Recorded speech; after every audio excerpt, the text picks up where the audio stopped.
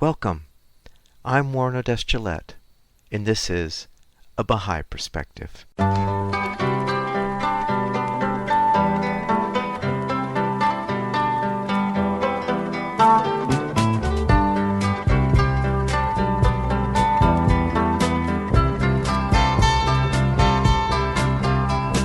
Welcome to A Baha'i Perspective. I recorded an interview with Rob Weinberg on January 30th, 2022.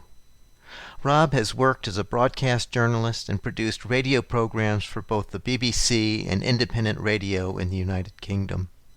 He's also the author of several major biographies, including Ethel Jenner Rosenberg in 1995, Lady Blomfield in 2012, and most recently a testimony to the personage of Abdu'l-Baha, the son of the prophet founder of the Baha'i faith, Baha'u'llah, called Ambassador to Humanity, which we discuss in the interview. From 1994 to 2008, Rob was senior producer and on-air editor for the popular national classic music station, Classic FM, during which time he made programs with Sir Edward Heath, Paul McCartney, the Three Tenors, and countless other leading figures from the art world. He's a regular writer on art and reviewer of exhibitions for the Telegraph newspaper, Apollo magazine, the Art Story website, and the British Art Journal. Since 2020, he's been producing and presenting podcasts and documentary films for historian Dan Snow and his History Hit Network. I started the interview by asking Rob where he grew up and what was religious life like growing up. I grew up in Canterbury in the southeast of England, which is a very historic city, the centre of the Church of England. My father had actually moved to Canterbury in 1960. He'd recently joined the Baha'i faith and moved there because it was one of the main cathedral cities in the United Kingdom where they were trying to form local Baha'i assemblies. So I grew up in a Baha'i family. Both my parents were Jewish, actually. My mother first heard of the Baha'i faith in the United States in 1955, and my father first heard of it in South Africa in 1958, but he couldn't find out anything about it then because it was very underground. Because in South Africa, obviously, with apartheid and the segregation of white and black people, the Baha'i faith, which was promoting the oneness of humanity and the unity of all peoples, was not something that you could find out about very easily in South Africa. So he actually met my mother at the Baha'i Centre in London when he first came over from South Africa, and they got married in 1963, but he'd moved to Canterbury before that, and I was born there in 1965. So my brother and I were raised as Baha'is in a Baha'i family, but we were always very conscious of our Jewish roots, our Jewish ancestry, and relatives came to visit. It was interesting in the sense that we were a small community at that point. So I think for most of that time, we were the only Baha'i children in that community. Is your father South African and your mother an American? My father came from South Africa.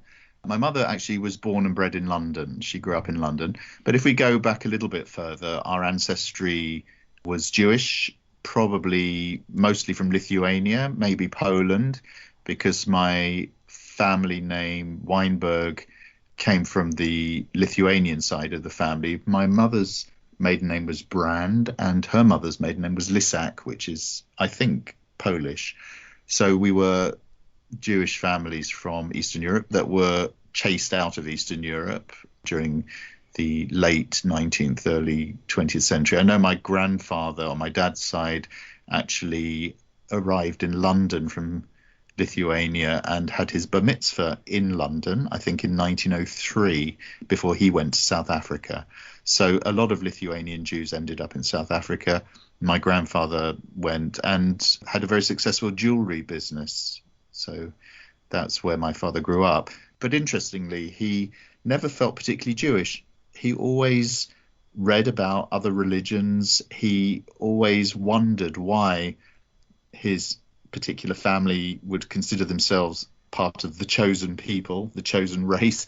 And thought, well, if I had been born in any other circumstances, if I'd been born in India, I would have been Hindu. If I'd been born in Japan, I'd be Buddhist. If I'd been born in South America, I'd be Catholic. So how is it that we are right, the righteous people, and everyone else is wrong? So he read a lot about other religions, and he'd come to this conclusion for himself that they were all saying the same thing, that if you look at the spiritual teachings of religion, essentially they're all the same, and whatever religion you are happens to be more or less an accident of what family you're born into and what part of the world you're born into.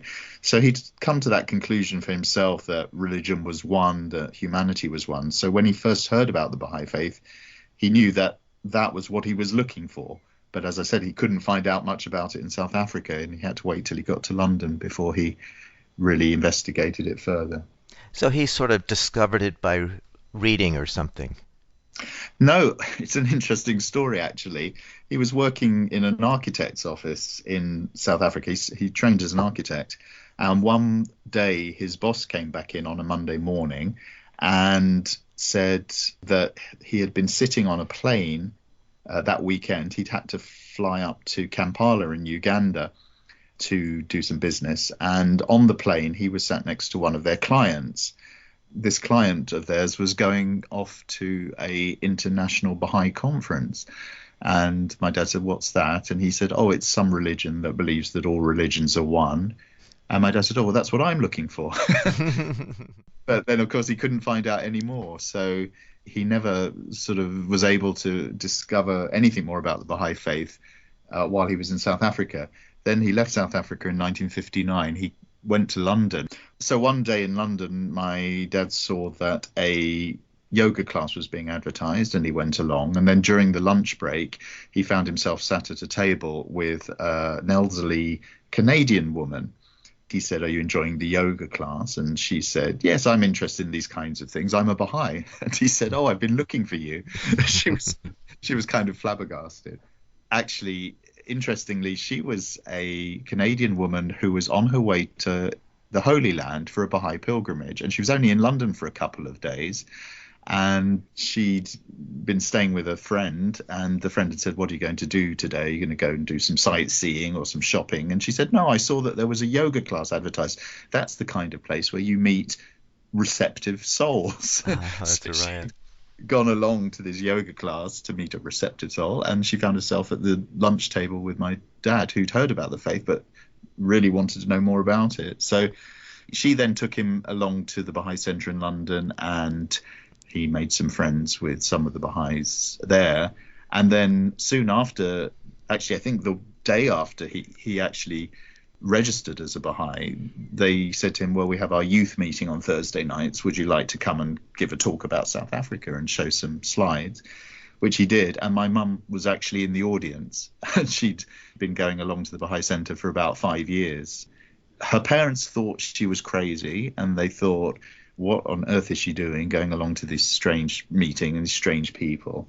And then here comes this nice Jewish boy from South Africa, and she thinks, here's someone I can introduce to my parents, because I'm not so strange after all. So she obviously made a beeline for him straight away, but he was kind of a bit oblivious to that fact for about another 3 years. He moved down to Canterbury, and then she went to visit him at weekends. They became very good friends, and it all took off from there. So they got married in 1963, and I was born in 65. So what brought your father to England in the first place? Well, he was very discontent, actually, he'd studied architecture, but he didn't really get on with it. He did the full 7 years training, but never really liked it. He wanted to be a teacher, and I think the family at that time thought that teaching was not such a prestigious profession. You had to be a doctor or a lawyer or an engineer or an architect or something. So, he did have a ability in drawing and an interest in art and architecture, but he really didn't enjoy it. So he felt like he was sort of stuck in a job that he wasn't particularly interested in. And also, he wasn't content in South Africa. He'd actually witnessed, a young black man being beaten up in the street by police because he'd broken the curfew, and he knew that was wrong. He just was, I think, very unhappy there. And quite another interesting story is that one day his mother, in those days, South Africa didn't actually have television until the mid 1970s. Wow. It was radio all the way. And his mother had called him one day and said, I've managed to get some tickets for this radio quiz show that was being recorded. And she said, would you come? And so he went with his mother to this quiz show. And it was one of these shows where they pulled people out of the audience to participate. And he actually won a significant amount of money in those days, which was enough to buy him a one-way ticket to London. So he left as quickly as he could.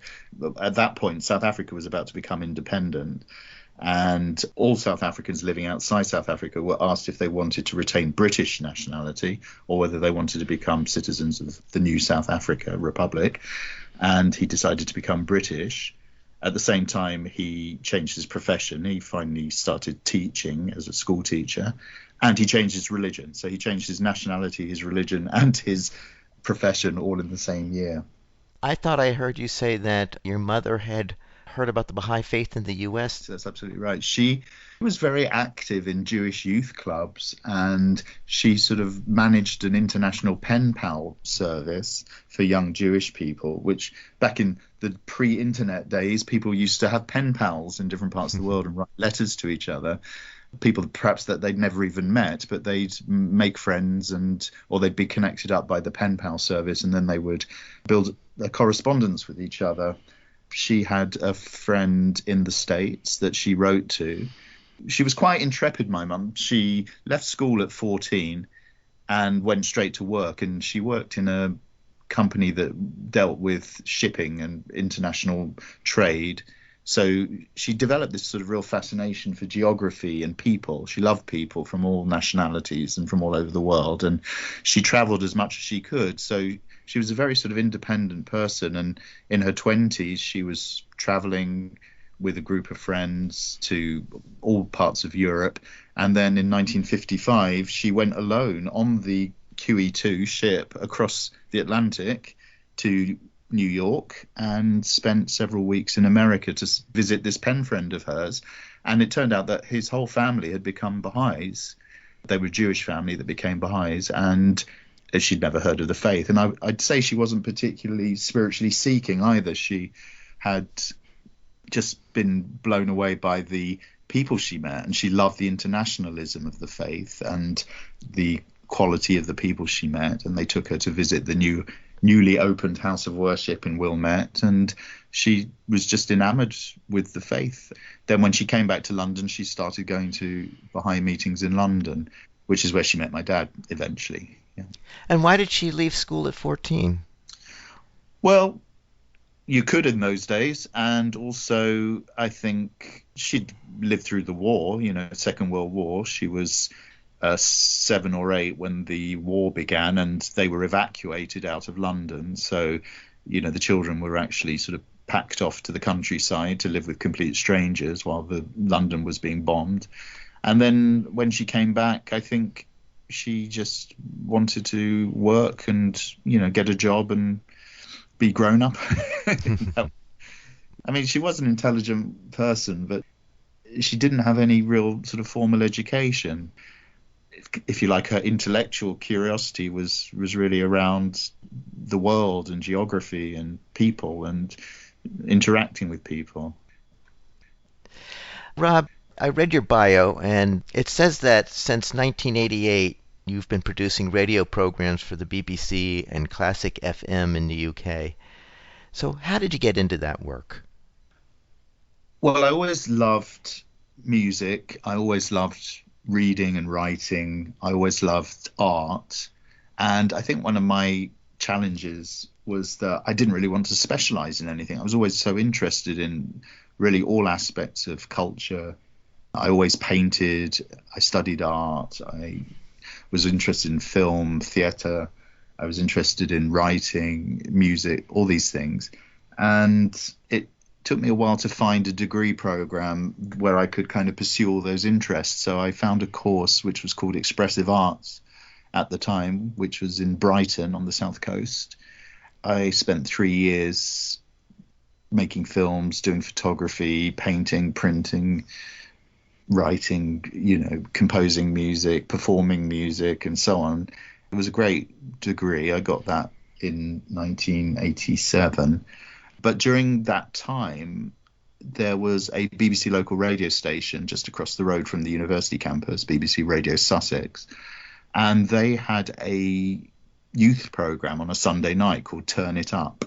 And it was a kind of community-based radio program, but it was all young people, students and young people from the town. Voluntarily, we all went along on a Sunday, and we got assignments. So often I would be sent off to interview someone, met some quite famous musicians, or one went to a comic convention, or all sorts of things, or reviewed books or films and so on. So I got quite a bit of experience interviewing and putting together radio programs. And then they asked me to present their student program on a Sunday afternoon, which was called Contact. So I got a bit of experience doing radio while I was still a student. And then when I finished, I thought, I don't want to be a starving artist.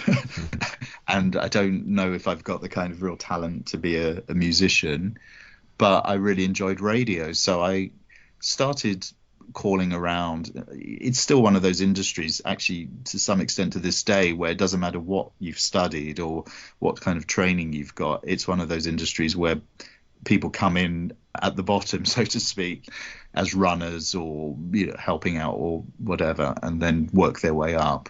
So when I finished my degree, I started calling around various radio stations all over the UK and just said, are there any opportunities? And it so happened that one in Northampton had made a decision that morning. The very morning I rang them, they'd made this decision to take on a trainee in the newsroom.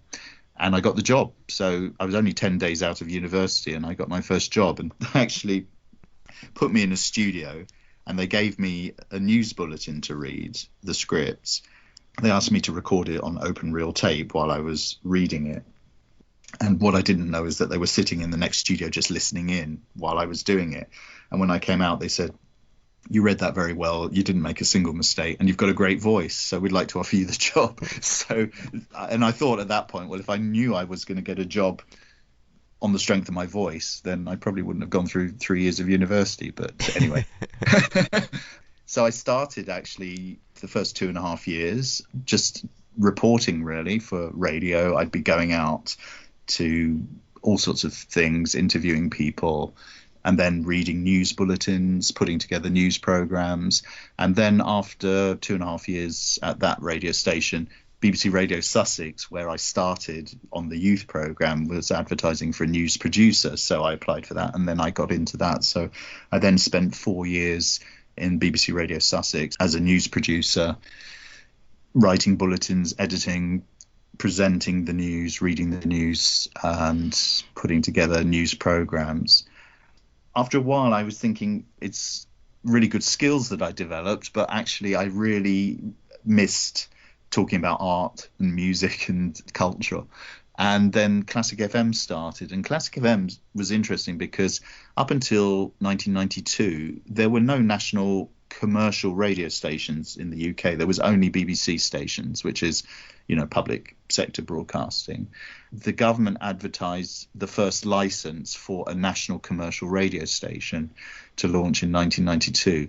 And lots of people bid for it. And there were lots of different proposals for different kinds of programs, different kinds of radio stations. And Classic FM didn't actually win it. It was won by another proposal, but they couldn't raise the money to launch. And the government then gave the license to this proposal for Classic FM. And the whole premise of Classic FM was that there's 1,000 years of great music out there that nobody is really hearing, because the way that classical music is presented is usually very stuffy and very intellectual and highbrow. And the people that put together the proposal for Classic FM was, we want to create a radio station which is really a pop channel. It's a station where the presenters aren't necessarily experts or academics. They're purely enthusiasts. They're people that love the music and are quite happy to play a piece of music and say, Wasn't that a great bit of Beethoven? Or, what a lovely piece of Mozart. So their pleasure and their enjoyment of the music was shared with the public. And everyone said, this is a disaster. This will never take off. No one's going to listen. And who's going to listen to a classical station with adverts, commercial breaks? And it had 2 million listeners within the first 6 months. It was a phenomenal success. And it's still going strong, 30 years this year, and has consistently had an audience of 5 to 6 million people ever since. And it's, national institution now. Many famous broadcasters have worked there over the years. The people that are presenting on Classic FM now are national well-known personalities. So it was great. It started. I didn't join immediately. I waited about a year, because often when radio stations start, you think, well, is it going to really last? I could find myself unemployed in 6 months if it doesn't take off. So I waited. And then as it happened, someone I knew from BBC Radio Sussex went to be the news editor at Classic FM. And I called her one day and said, are there any jobs? And she said, yes, actually, we're looking for producers. So I joined Classic FM in 1994. I was there for 13, 14 years. And it was fantastic, actually, because the BBC is a huge organisation. There's like 30,000 people working there or something. So the chances of you getting close to anything is quite slim, if you're young and starting out. But Classic FM immediately established itself and everybody wanted to be on it. So I found myself producing shows with Paul McCartney or Pavarotti, or going to Hong Kong to do a week of programs, or Singapore, or going to Switzerland for a month to do live concerts from the Lucerne Festival. And everybody who's anybody came through the doors. New films were released, so we had famous actors and directors coming in. We had royalty even visiting. We had everybody. So the scope of it and the opportunities it created to do new and innovative things was wonderful. So I, for example, launched a show which was film music called Classic FM at the Movies. It was a 2-hour show every Saturday night, which was just film music. Of course, we got to go and see all the films, preview screenings. We got to interview a lot of famous actors and directors and film composers. I remember the day after 9/11, actually, John Williams was in London recording the soundtrack for the first Harry Potter film, and he got stuck because all the flights were cancelled back to the States. So we ended up going to see him in his hotel room and doing a couple of hour interview with him, which became a show. So that was great. And then we also launched a number of other programs. I did one called If You Like That, You'll Like This. And the premise of that was there were lots of famous people that didn't know whether they liked classical music or not, or they didn't know anything about it. So we start with the premise, what piece of music do you like? And someone might say, oh, well, I like jazz, and you play that piece of music and you say, well, if you like that, then you'll probably like this. And then you introduce them to George Gershwin, and then you have a little conversation with them. Did you like that? Yeah. What did you like about it? Oh, well, then if you like that, then you'll like this. So we had a 2-hour show where you were basically introducing someone to the whole range of music, but based on a starting point that they themselves identified. So we did a lot of really nice shows over the years. I stayed there until 1997, when I felt like I would like to do other things. So I actually became freelance at that point, and I started just taking on other writing jobs and other pieces of work, including writing some scripts for TV, and also writing sleeve notes for CDs. And I also began to work more closely with the Baha'i World Centre on a number of projects, which entailed me going to the Holy Land 3 or 4 times a year. So that happened until 2009, when I was asked by the Baha'i World Centre to go there full time. And I went for 4 years to look after all the sort of public information and media aspects of the work there. Your bio also says that more recently you've been creating podcasts for Dan Snow's History Hit channel and The Art Story. Can you describe these podcasts and what's involved in creating them? So when I came back from Israel, and I came back sooner than I expected to because my mother got ill. I was initially taken back in by Classic FM for another 3 or 4 years. One of the things that I'd always wanted to do was to do a master's in art history. That became possible in 2016, and I was able to do my master's. I actually left Classic FM again for the second time and went freelance. Having done my art history masters, I started writing more about art, writing articles. Very fortunately, was able to get quite a bit of writing for the Telegraph, which is a national daily newspaper. I'd go and review art exhibitions and also write about art, various forms.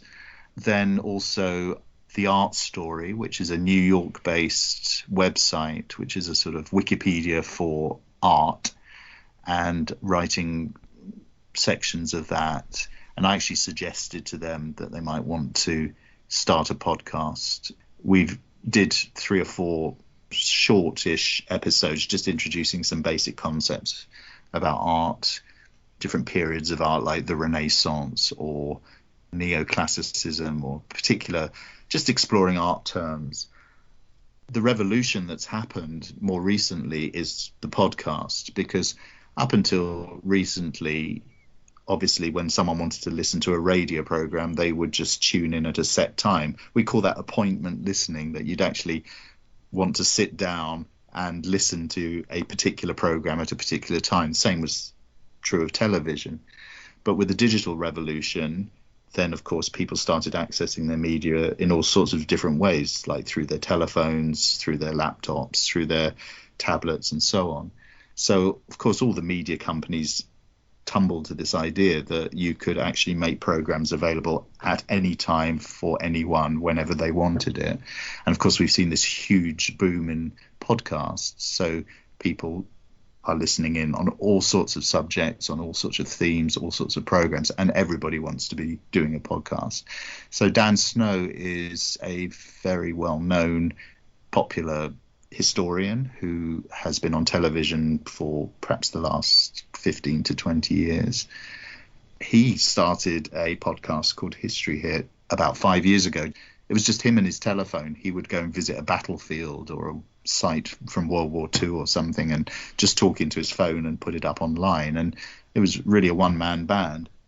And then I came across them by accident. I was looking at some bulletins which I subscribed to for freelancers, for writing and so forth. And this podcast, History Hit, was advertising for a web editor. So I just dropped them my resume and said, I've got all this experience.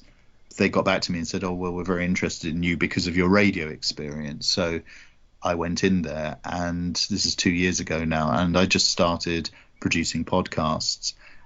Dan's podcast is daily, actually. Dan Snow's History Hit goes out every day, and it's got a huge following now. It's really quite remarkable, several 100,000 listens every day per podcast. And they were beginning to think that actually there's a very interesting brand proposition here, that History Hit could become kind of like the Netflix for history lovers. So they set up historyhit.tv, which is a subscription service that you can subscribe to, and there are hundreds of videos there and short documentaries on all sorts of historical subjects. And then they thought actually it might be interesting to launch other podcasts and see if they would fly under the History Hit banner, but without Dan Snow presenting them. So initially I worked on a show called How and Why History, and then another one called Historical Fiction, where we were talking to authors of historical fiction. And then last April, I was asked to launch a new series, which is called Not Just the Tudors. Of course, the Tudors are very popular. If you look at BBC History magazine every month, there's always either Henry VIII or Elizabeth I on the cover. People love the Tudors, 6 Wives of Henry VIII, all that turmoil that went on in the 16th century in Britain. So the idea behind this series, Not Just the Tudors, was that it would be about the Tudors, but not just the Tudors. So broadly, we take the time period 1492 to 1692, and it could be anything in the world that's sort of happened during that period. So, of course, we do the Tudors, but we might equally do the golden age of Spanish exploration or Christopher Columbus, or we've got one coming up in February on Chinese travel writing of the Ming Dynasty, or we might do the Aztecs, or we might do witch trials in Northern Europe, or whatever it may be. So I'm currently working with a wonderful historian called Professor Susanna Lipscomb. She's, again, a very skilled and brilliant historian, but she's well known from her TV documentaries.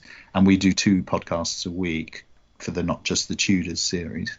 And again, it's really interesting. I'm finding I'm learning so much. I mean, my background really was art and art history. And my period, if you like, was modernism. I was always really a 20th century art and music person.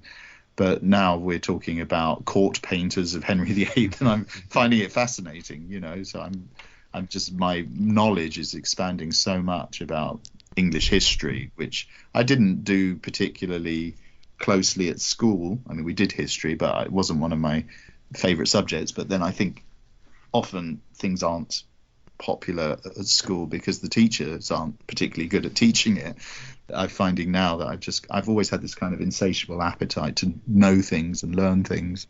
So I've now kind of deeply immersed in that period. But I'm also, continuing to read about art and write about art and keep that going. So History Hit in the meantime has just expanded massively, and now there's 30 or 40 people working there, and it's producing a whole range of different podcasts. There's the original History Hit podcast. There's Not Just the Tudors, but there's also one called Gone Medieval. There's one called Warfare. There's a new one just launched, which is to do with environment and ecology. Every time I go to a meeting, they keep saying, we're going to launch this podcast about this subject. And so it's just growing and growing. So it just seems like there's a really booming market for podcasts now. So all those years of radio experience and training, I guess, have put me in good stead for editing and producing now.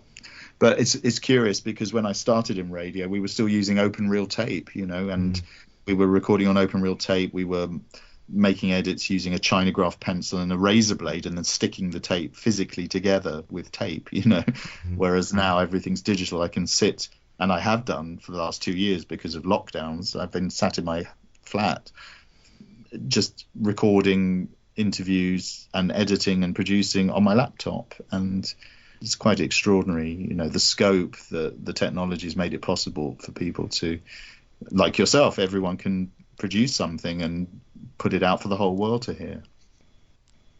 Rob, you're also a script writer and a creative advisor to television programs and several documentary film productions. Can you describe for us the TV programs you were involved in? Yes, so when I first went freelance, I did do some television programs. Sky Television was doing a series of operas, and actually what they really were recordings of live operas from around the world. I think the series was called something like 20 Operas You Must See Before You Die. So I was writing the introductory texts for those operas. So effectively what they were just doing was showing an opera that had been recorded at La Scala Milan or the Met or something like that, but they were introduced with a sort of 10-minute introduction by a famous opera singer called Leslie Garrett. So I wrote those, and then I wrote another series which was presented by Vanessa May, the violinist. So I did that, and then every year in the UK we have something called the Classical Brit Awards, which is kind of like the Grammys for classical music in Britain, and it's a big live show at the Royal Albert Hall, and I scripted that one year. So the presenter, the host of the award ceremony, was actually reading my script. And then more recently I've been working on a number of projects with History Hit, actually, and I made a film last year about the artists of World War One, because I wanted to make more, and I still want to continue to bring those areas of interest together, art history and broadcasting. So I was very interested in the fact that during the First World War, the British government created a Ministry of Information. And interestingly, it wasn't really about propaganda. At the beginning of the First World War, it was about propaganda. It was about creating posters and pamphlets and so on to encourage the war effort and to get people to sign up to go to France and fight and so on. But as the war went on, the British government felt that it was important to memorialize the war. And they actually had official war artists that were sent to the trenches and to the front line in France to capture the carnage, really. That whole period of art is really interesting because, of course, it's soon after Cubism and Futurism and sort of abstraction beginning to come into modern art at that point. And a lot of these artists that went to the front line in the First World War were schooled in that new movement. They were quite radical in their approach. And the government actually said to them, don't kind of gloss this, don't try and create propaganda, just create what you see, and create what you feel. And after the war ended, the Imperial War Museum was set up in London to memorialize the First World War. And so you've got some of the biggest names in art of that time who went to the trenches and actually created these quite extraordinary works of art, and were obviously deeply shocked and deeply affected by it. So I made a film last year about that, which just basically chose 10 paintings from the Imperial War Museum collection. And we had a few experts and we interviewed them and showed the work. So, introduces the whole interesting period of artists going out to the front lines and actually trying to capture a conflict, which was also the first conflict that was really captured on movie film and also photography as well. So it's a very interesting period as well, that this documentation happened not only with journalists and photographers and filmmakers, but also artists who went as well. Rob, you're an author of several books on the Baha'i faith. The one that I'd like to feature is called Ambassador to Humanity. Can you tell us about this work? Yes, this is a book that came out last year to mark the centenary of the passing of Abdu'l-Baha, who was the son of Baha'u'llah, the prophet, founder of the Baha'i faith. In the course of my research into art history, I've always been interested in particular in that period in the early 20th century that I was talking about, where modernism was taking off, where people seemed to be experimenting and rejecting the kind of traditions of the past and trying new things out and being influenced by cultures from other countries. And it was really such a kind of revolutionary time in all aspects of the arts. Right in the heart of this turbulent experimentation, all these things that were going on, in 1911, Abdu'l-Baha, the son of Baha'u'llah, arrives in London and then Paris. And then in 1912 spends 239 days touring the United States.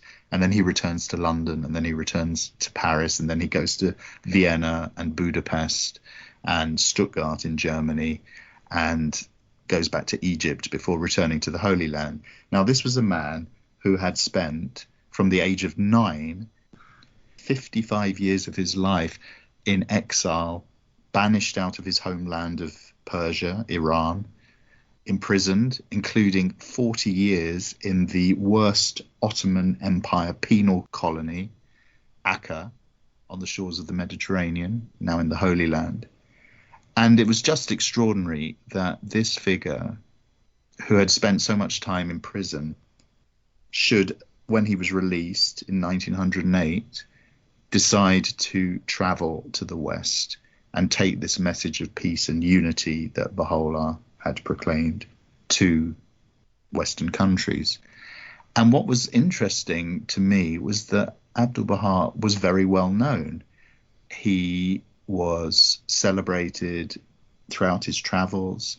He met many prominent people, including a number of these modernist writers and artists that I've been very interested in. His travels were very well recorded in newspapers and journals and personal accounts that people made. And I just thought it would be interesting to try and collate all the different accounts or tributes or testimonials that I could find. How did people see this man? What was it like to meet him. And I didn't want to dwell too much on his own writings or talks because they've been very well collected in other volumes. But it was more about kind of telling the story of his life, but through the words of others, those who actually physically encountered him. I started bringing them together around the month of March, April, May 2020, and it was the first lockdown. It was actually a very, very good time for me because up until that point, I'd been going to London practically every day, and I live about an hour outside of London. So I spend a lot of my day traveling in and then traveling home again, and then working a full day in London. But of course, I was at home. So I was not only saving a lot of time, I was saving money on traveling as well. And I spent about a couple of months just immersed in all the accounts I could find of Abdu'l-Baha, right going back to his own childhood, the accounts that his sister left of their time in Persia, their time in Iraq after their first banishment to Baghdad, and then to Turkey, their second banishment to Istanbul, and then Edirne, and then finally to Akka. So I was really trying to gather as much material as I could from all stages of his life, not just the 3 or 4 years when he was traveling, but right from early childhood, to try and sort of create a picture of this extraordinary man and what he achieved. And then after that, I had an approach from Rainn Wilson, who people will know as an actor. He appeared in the Office TV series, and Rainn wanted to do a series of podcasts. So we actually turned Ambassador to Humanity into a series of 9 podcasts, which are also available, which I was able to write and produce with Rainn and Parisa Fitzhenley presenting, and draw upon some friends who are actors to read some of these testimonials and tributes. And that has just finished. We just released the last of the 9 podcasts, and it seems to be doing very well. Several thousand listeners to the different episodes, and a lot of very positive feedback. Would you like to read an excerpt from Ambassador to Humanity? Yes, I'd love to share. There are so many passages in this book that are so inspiring and illuminating, but there's one I particularly like. There was a woman called Mira Alfassa. She was known as the Mother, and she was a French Hindu leader. And she met Abdu'l-Baha on many occasions in Paris between February and June 1913. She left one account, which I think is very touching. And at the same time, it's always interesting to hear the accounts of Abdu'l-Baha that were given by people who were not necessarily followers of his or devotees of his, but people like her who was a Hindu leader. And she said, he had an excellent nature.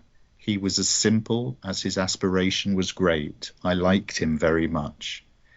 His sincerity and his aspiration for the divine were simple and very spontaneous. One day when I went to visit him, he was to give a lecture to his disciples, but he was sick and could not get up. Perhaps the meeting would have to be postponed. When I came near to him, he said, "Go and take my place at today's lecture." I was startled, unprepared as I was to hear such a request. I said to him, "I'm not a member of your sect, and I know nothing about it, so how can I talk to them about anything?" But he insisted, saying, "It does not matter. Say anything at all. It will be quite all right. Go and talk. Concentrate in the sitting room and then speak." At last he persuaded me to do it. Last Monday, Abdu'l-Baha took leave of us. In a very few days he will have left Paris, and I know many hearts which will feel a great void and will grieve. Yet only the body is leaving us. And what is the body, if not precisely that in which men are most alike, be they great or small, wise or ignorant, terrestrial or divine? Yes, you may rest assured that only his body is leaving us. His thought will remain faithfully with us, and his unchanging affection will enfold us, and his spiritual influence will always be the same, absolutely the same. Whether materially he is near or far matters little, for the divine forces elude completely the laws of the material world. They are omnipresent, always at work to satisfy every receptivity, every sincere aspiration. So, although it may be pleasant for our outer being to see his physical appearance or hear his voice, to dwell in his presence, we must truly tell ourselves that, inasmuch as it seems indispensable to us, this shows that we are still little conscious of the inner life, the true life. Even if we do not attain to the marvelous depths of the divine life, of which only very rare individuals are constantly conscious, already in the domain of thought, we escape the laws of time and space.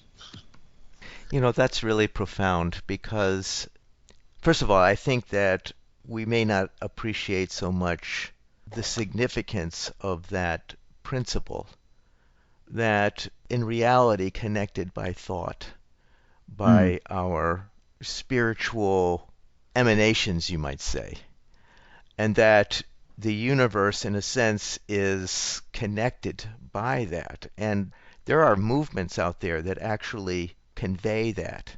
I really thank you for picking that vignette because that is a concept that I've become more and more aware of and have appreciated. So thank you, Rob, for that. thank you. I think many of these passages show one of the really special and unique qualities that Abdu'l-Baha had was he was able to touch people in the best possible way. And it didn't matter who it was, whether he was meeting an ambassador or a university professor or the poorest person in the street or orphans or visiting the Bowery Mission in New York or visiting the Salvation Army Center in London on Christmas Day. He spoke to every heart. And often it wasn't what he said, but it was his manner of being, how he connected with people. He wasn't there to convert them or to convince them or to argue with them. He was there purely to help every soul that he met become the best that they can be. And this comes through time and time again. He seemed to be able to see into people, see what their capacity was, and just lovingly encourage them to become better and to fulfill their capacity and to fulfill their potential. And that's what really comes across as being very, very special, so that everyone who came into contact with him seems to have been touched by him.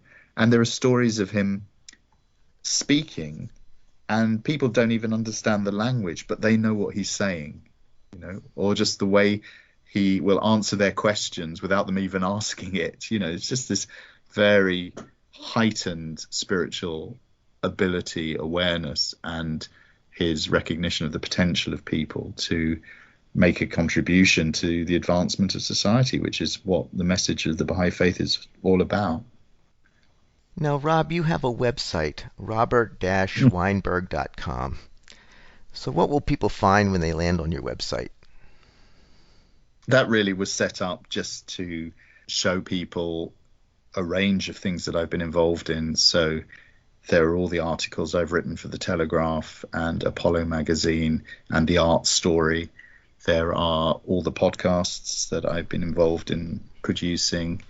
There are the books that I've been involved in writing or compiling. So it was really just a showcase of the different work that I've done. Often when you're freelance and you're pitching to various places, just easy to be able to say, go to my website and they can see the quality of the work that you've done, and the range and the variety of what you've done. So if people go there, it will link them to all of the publications and different podcasts so they can have a listen for themselves. And Rob, what would you say is the overarching principle that guides the work that you choose to do and put in your energy into? One of the things I find most interesting in the Baha'i faith is the elevation of art to worship. When we think of religion, we think about people being pious and people praying a lot, or people retreating and meditating by themselves in isolated places. There are many kinds of images that come to mind when we think of religious life or spiritual life. The Baha'i faith is a faith of action and active service to humanity. I think this is a kind of redefinition of religion. And then one aspect of that is that the Baha'i teachings say that any work that is performed to what the best of one's ability and with the spirit of service in mind is equal to worship. There's a lovely story actually of Abdu'l-Baha in London where he meets a workman who is just doing some work in the apartment where he's been staying. And this workman's a very down-to-earth chap, and he says, "Oh, I don't know much about religion. I haven't got much time for religion." And Abdu'l-Baha says, "You perform work in the spirit of service, and you assist people, and therefore that is worship." I think that's one aspect which is particularly related to artists, because elsewhere he says all art is a gift of the Holy Spirit, and art is worship. So there's something in trying to do things to the best of your ability and to create things that are as perfect as you can possibly make them, that elevates art from just being a pastime or something that's very self-oriented and self-centered and self-expression based, to something that actually can have a real impact on the world, on society, and in itself is a kind of worship. And there's a very interesting idea in the writings of the Bab, who was the herald of the Baha'i faith, where he says that whenever you do anything, you should try and bring it to its perfection, its highest point of perfection. And he says everything has this capacity to be perfected and attain its own degree of paradise. So he says the paradise of the stone is the gem, the diamond. So what is effectively a lump of rock can be perfected and cut and polished to the point where it becomes a jewel. A piece of paper can contain inspiring words and be illuminated and beautified. So in a sense, that piece of paper is acquiring its own paradise because it's being used for its highest possible purpose. So if we then start thinking about the kind of transformation we want to create in the world and see everybody wants to live in a better world, wants to live in a world where, the extremes of wealth and poverty and the suffering and the prejudice and the wars and the inequalities and the injustices are gone. We have to do that in our own way, through our own writing, through our own art, through our own professions, through our craft, and try our utmost to bring those to a degree of perfection so that, in a way, our kind of material reality around us becomes a mirror of paradise, which is really what all religions have striven for millennia, is this idea of, creating a golden age or creating the kingdom of God on earth, if you like. It's not something that just appears overnight, but it comes about through people seeing what they do and doing what they do to such a degree of commitment and perfection that they actually can at least change the environment in which they live or work, or change the community around them, or in the biggest possible terms, make the world better. So that inspires me. Rob, thank you so much for sharing your work with us this hour. Thank you. Thank you. It's been a great pleasure. I hope you enjoyed that interview with Rob Weinberg, broadcast journalist, radio and podcast producer, and author. His website is robert-weinberg.com. You can find this interview and other interviews on the website abahaiperspective.com and on the YouTube channel, A Baha'i Perspective. You can also find the podcast on Spotify and iTunes. For information specifically on the Baha'i Faith, you can go to the website baha'i.org, or you can call the number 1-800-22-UNITE. I hope you join me next time on A Baha'i Perspective.